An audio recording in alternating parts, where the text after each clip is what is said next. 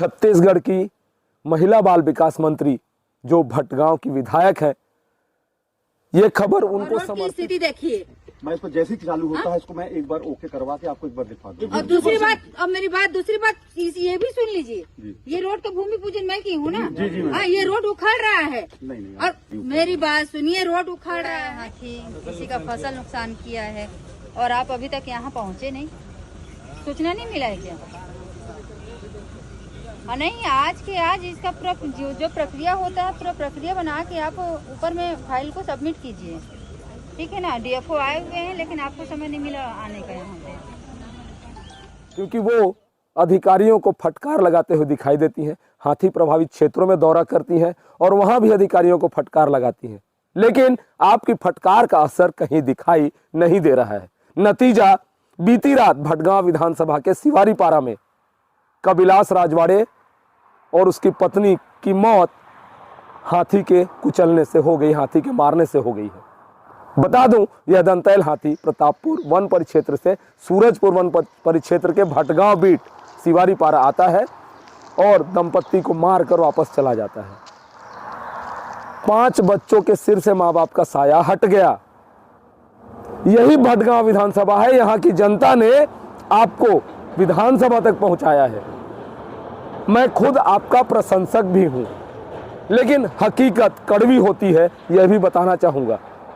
आपका अधिकारियों को फटकार लगाते हुए जो भी लोग वीडियो रील बनाते हैं, उनसे भी कहिए ऐसा वीडियो रील ना बनाएं, क्योंकि उस फटकार का कोई असर इन अधिकारियों पे नहीं दिखाई दे रहा है। बहुत सारे अधिकारी ऐसे हैं जो अपना काम सूरजपुर जिले में आपके भटगांव विधानसभा में बहुत अच्छे से कर रहे हैं, लेकिन कुछ विभाग के अधिकारी आपकी फटकार का, जिन पर कोई असर नहीं पड़ रहा है, उसका नतीजा ऐसा हो रहा है। सड़क कहीं उखड़ रही है, आप फटकार लगाते हुए दिखाई देती हैं, आप डांटते हुए दिखाई देती हैं, लेकिन कार्रवाई नहीं करवाती। जरूरत है ऐसे अधिकारियों पे कार्रवाई कराने की जो छत्तीसगढ़ महतारी से गद्दारी कर रहे हैं।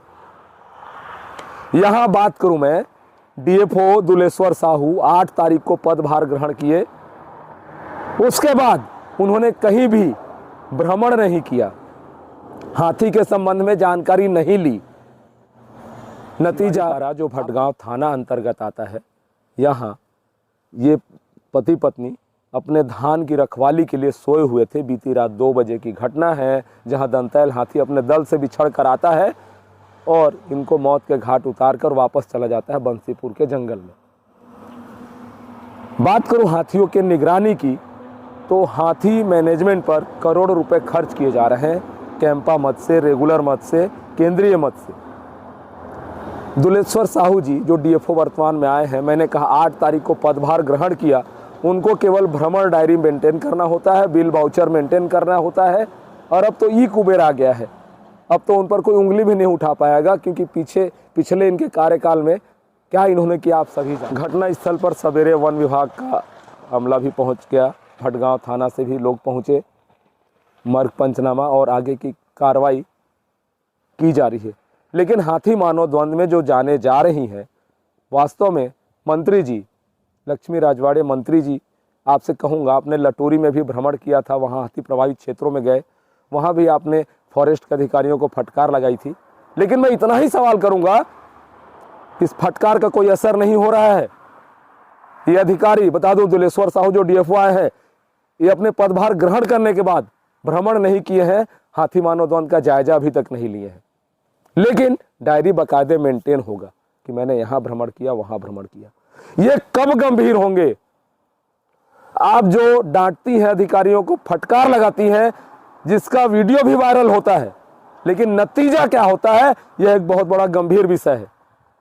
इंडियन रिपब्लिक न्यूज की ओर से हम ऐसे जो पीड़ित हैं, मृतक हैं, उनको श्रद्धांजलि देते हैं।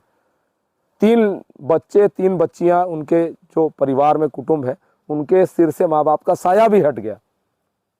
अब वो क्या करेंगे?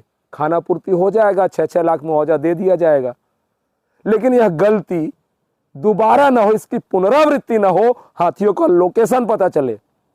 कोई भी वर्दीधारी 60 किलोमीटर के दायरे में, मैं बता दूं, अहम गंभीर विषय है। वन मंत्री से भी कहना चाहूंगा, और हमारी मंत्री महोदया इस भटगांव विधानसभा से ही है, कोई भी वर्दीधारी फॉरेस्ट गार्ड जंगल में वर्दी लगाकर नहीं घूमता है, क्योंकि वह वहाँ का स्थानीय होता है, उसकी ड्यूटी करनी होती है, लेकिन वह नहीं घूमता है। जंगल कट रहे हैं, इनके रिश्तेदार भी आकर जंगल काट रहे हैं, वन भूमि पर कब्जा कर रहे हैं, लेकिन कार्रवाई कुछ नहीं हो रही है। मात्र फटकार लगाने से कुछ नहीं होगा, सुधार नहीं होगा। सिस्टम में कार्रवाई करनी होगी, कार्रवाई करवानी होगी, तब सुधार होगा।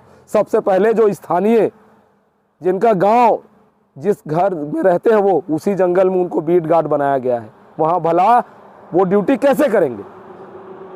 अब देखना होगा इससे अधिकारी, जो कुशल अधिकारी है, ईमानदार अधिकारी हैं, और हमारी मंत्री महोदया कितनी गंभीरता से लेती हैं और इसकी पुनरावृत्ति को कैसे रोकती हैं, यह तो देखने वाली बात होगी।